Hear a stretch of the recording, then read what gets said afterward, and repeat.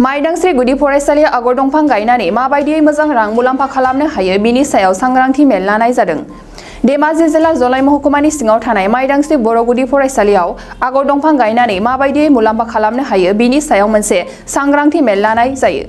बे मेलाव गाहाय आलासि महरै बाहागो लायो जेड ब्लेक डायमन्डनि एमडी मिस्टार थाजिम आली आरो एबिडि आगरनि MD Dimbeswar Swargiary, forest department assistant ranger, Rajakhana पन्चायतनि आफादगिरि बिरेन पेगु, काउन्सिलर मुस्रिमा सबिता इस्लारि, एएजिएसइउनि आफादगिरि नेहाथारि आरो एबिडि आगरनि मावथिफारिया गंबा गामिनि रायजो राजाफोरजों जयै हाबाफारिखौ जाफुंसार जाहोयो।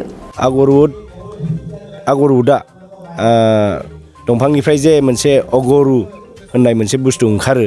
दा बे बुस्थुखौ जों सिगाङाव खोनायोल'मोन, नाथाय दिनै जोङो एबिडि आगरउड कमिटि मोनसे गठन जाखांबाय। दा बे एबिडि आगरउड कमिटिया जायखौ माने मुलुगावनो एबा जेनेबा जोंनि भारत हादर आरो गुबुन गुबुन माने हादरावबो दा बिथांनि नामखौ मिथिनो हमजोब्बाय। बिथांनि नामानो जाहैबाय तामजिद आली, मिस्टार तामजिद आली।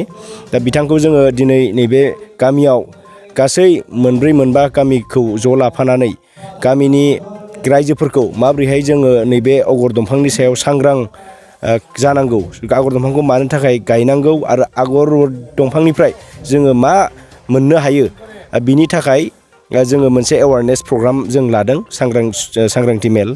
दा बिनि गेजेरजों जों गोबां खोथा जों मिथिना मोन्दों मिस्टार तामजिद आली सारनिफ्राय, आरो लोगोसे जोंबो गोदानै दा नैबे प्रजेक्टखौ जोङो आखायाव लादों खामानि मावनो थाखाय। दा बे हिसाबै जोङो मथथे नैबे आगरउडा सिगाङाव जेनेबा साप्लाइथ' गैयामोन, जोङो अबेहाय मार्केटिं खालामोमोन, अबेहाय फानोमोन, दा बिनि जोङो गुदि खिथा जों मिथियामोन। नाथाय दा नैबे बिथां तामजिद आली सारखौ लोगो मोननायनिफ्राय दा जोङो मार्केटआव बबाव जोङो साप्लाइ खालामो, मा खालामो, जों मार्केटिंनि थाखाय दा जेबो सिन्था खालामनांगौ गोनांथि गैला होननानै सारा जोंखौ फोरमायदों। आरो दा बे सावरायनाय मेला दाबो सोलिगासिनो दङ। आरो लोगोसे गोजोनथाव खोथाया मोनसेबाव, दा जोंनि नैबे माइदांस्रि एरियायावनो मोनसे नैबे जेड ब्लेक डायमन्ड आगरउडनि मोनसे कम्पानि मोनसे खुलिनो थांगासिनो दङ। कम्पानियानो जाहैबाय एबिडि आगरउड टीम। दा बेयावनो ब्रान्च अफिसबो जागोन। दा गासै रायजो राजाफ्रा जुदि बे बिफांखौ गायो अब्ला मार्केटिंनि थाखाय सिन्था खालामनांगौ गैला। मानो होनना बुङोब्ला बेयाव जोंना ब्रान्च अफिसा जाखासिगोन बिराद थाब खम समनि गेजेरावनो। दा बे अफिसावनो गासिबो दंफांफोरखौ माने आबादारिफ्रा फाननो हागोन आरोखि। दा बे मोनसे गोजोनथाव खौरां। दा बेनिखायनो आं खावलायो गासै रायजो राजाफ्रा माने नैबे आगर दंफांखौ गायनांगौ। आगर दंफांनिफ्राय माबायदिहाय मुलाम्फा जानो हायो बेखौ इउटुबफ्रावबो मिथिगोन, आरो आगर दंफांनि 1 किल'नि बेसेना बेसेबां बेखौबो रायजो राजाफ्रा आजिखालिथ' इन्टारनेटनि जुग, बयबो गुगोलाव नायबानो इउटुबफ्राव नायबानो मिथिना मोनगोन। दा बे मोनसे जोबोद मोजां सुबिदा। ओंखायनो रायजो राजाफ्रा दंफांखौ गायनांगौ। आरो दंफां गायनाय लोगो लोगो दंफाङा मानसिखौ खेथि खालामा, बरन्स दंफाङा जोंखौ मोजांसो खालामो। दा अक्सिजेन आरो दा जोङो बेहायनो एबिडि आगरउडनि ब्रान्च जिथुनाखि जेड ब्लेक डायमन्ड आगरउड एलएलपि इन्टारनेशनेल कम्पानिनि जोङो सासे एमडिजों जों जगाजग जानानै जे बे ब्रान्चखौ खालामनाय जादों। आरो दिनैनि बे माइदांस्रि गामियाव दिनै मिटिं मेन लानाय कारनानो जादों जिथुनाखि जोंनि बे जुनाय हालामाव आगर दंफाङा गैया, माने फ्राय दंबाबो फांनै दं। बिनिखायनो जिथुनाखि गैयिनि थाखाय दा जोङो खेथियकफोरा लाबालाब जानो थाखाय जेनेबा दा जोङो बेनिखायनो एवारनेस प्रग्राम लानाय जादों। जिथुनाखि एवारनेस प्रग्राम, बेहाय जोङो प्रत्येकजन मानसिखौ आगर दंफां गायनो खावलायदों। आरो आगर दंफांनिफ्राय लाख लाख रां खामायनो हागोन होननानै जों बेखौ आसा फारिनानै आंनि बिबुंथिखौ आं बेसेबांनो फोजोबबाय। आन्दार পৰা আমি বহুদিন আগতে 6 মাহ আগতে এবিডি আগৰ যিটো তেখেতসকলে ইনকুলেশ্যন কৰিছিল, এইটো চাবলৈ আহিলোঁ তেখেতে। আৰু আমি ইয়াতে আহি দেখিলোঁ বহুত গছ আছে অসম আৰু অৰুণাচল ওচৰতে বৰ্ডাৰত। আমি অতি আনন্দিত এই ছ'চাইটিটো সিহঁতে চব আগুৱাই আহিছে, 20-25জন মানুহ।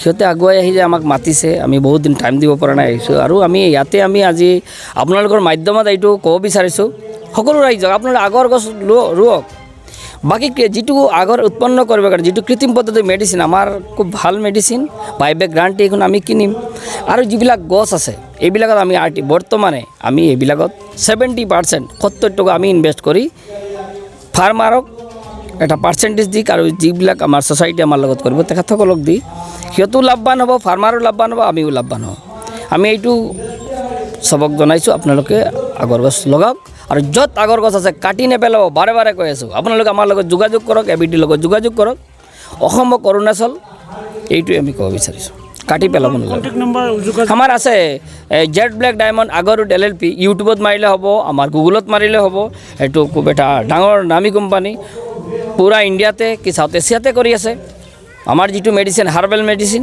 এইটো ডাঙৰ প্ৰজেক্ট কৰি আছে আপোনালোকে নিশ্চয় দেখি আছে নিউজৰ মাধ্যমত বহুত দিনৰ পৰা আজি 4-5 বছৰৰ পৰা নতুন বুলি নহয় আমি গাঁৱে বুৱে প্ৰত্যেকতে কৰিছোঁ আৰু বৰ্তমানে আমি নিজে ইনভেষ্ট কৰি আছোঁ যেতিয়া 70% ত্ৰিপুৰাৰ পৰা কেৰলৰ পৰা মেঘালয়ৰ পৰা চব অলৰেডি ষ্টেট বেংকে লোনে দি দিছে ফাৰ্মাৰসকলে আৰু ইণ্ডাষ্ট্ৰি অফিচাৰ তেখেতে খুব ভাল কথা কৈছে আপোনালোক আগুৱাই আহক চৰকাৰে আমাৰ অসম চৰকাৰে বহুত কেইটা गोजोनथाव खौरां आसामाव थानाय बयनिख्रुइबो साबसिन सोलोंथाइ होग्रा मिरुफोरनि गेजेराव टेक बुस्टाराबो गंसे क'क्राझार जिल्लानि सिङाव थानाय CST फिसारि मावख'नि साखाथियाव थानाय खारगावआव बे टेक बुस्टारा दङ बेयाव बयनिख्रुइबो मोजांसिन सोलोंथाइ आरो नेम सोलिनाय गोग्गो थाखो खथानि सुबिदा दङ